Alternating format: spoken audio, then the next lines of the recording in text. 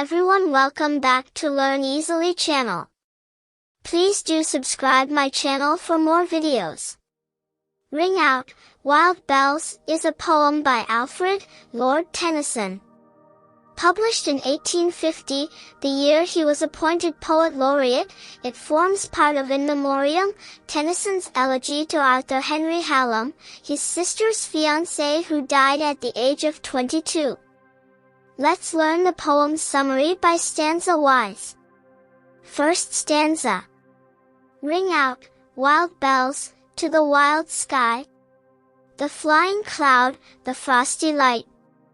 The year is dying in the night. Ring out, wild bells, and let him die. Ring out, wild bells is themed loosely around New Year and its meaning, and so it's no surprise to see bells mentioned in the first stanza.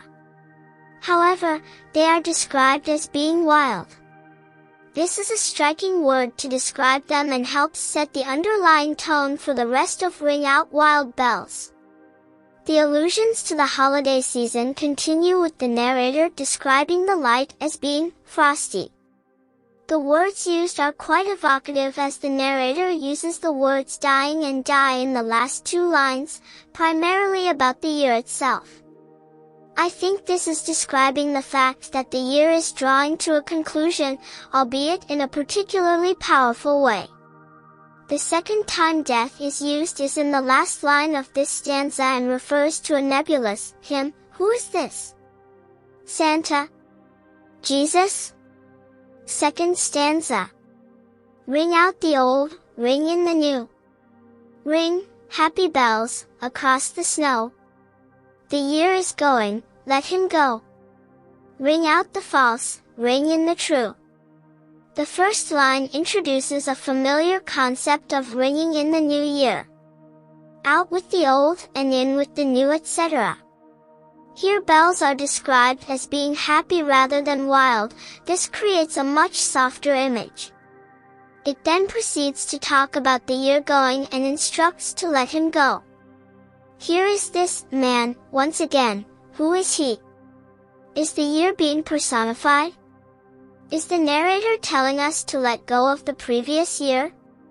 Or is this referencing an actual person? The last line of this stanza is a paraphrase of the first line. Only its meaning has been changed significantly. Is the suggestion here that the old is synonymous with the false and the new with the truth? It certainly could be interpreted that way. Third stanza. Ring out the grief that saps the mind. For those that hear we see no more.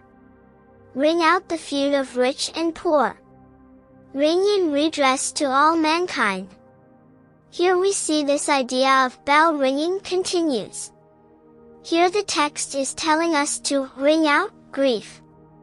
This is an interesting way of saying we need to let go of things like grief. The emotion is described aptly as sapping the mind. The next line is quite clever. The word here is in particular very cunning. Its insertion suggests that we don't see people here. I think the here refers to the mortal realm. The suggestion being inferred is that we will see them again, but somewhere else, i.e. on the other side, or in heaven. In the final two lines of the stanza, the narrator calls for an end to disputes between the classes. These are all concepts that seem appropriate at Christmas and New Year and tie in with the traditional meaning of the celebrations. Fourth stanza. Ring out a slowly dying cause. And ancient forms of party strife. Ring in the nobler modes of life. With sweeter manners, purer laws. The negativity felt towards the old system is even more clear here as once again the word dying is used. The things that happened last year, and probably before that, clearly are felt to have not been working by Tennyson. When he refers to party strife in the second stanza, is he referring to bickering politicians? This could be the case.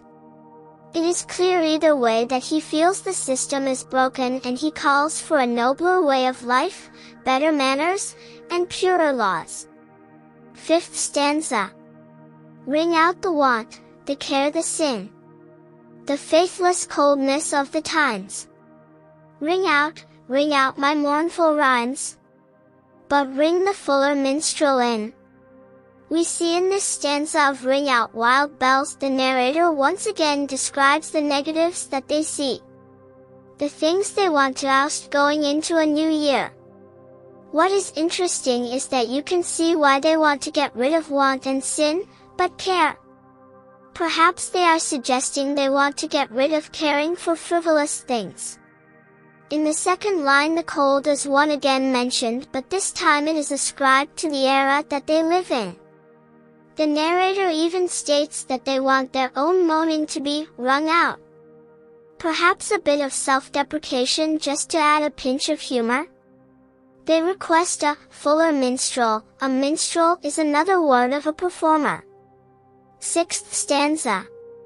Ring out false pride in place and blood, the civic slander and the spite. Ring in the love of truth and right. Ring in the common love of good. The first line of this stanza seems to be an attack on nepotism and falsely placed patriotism.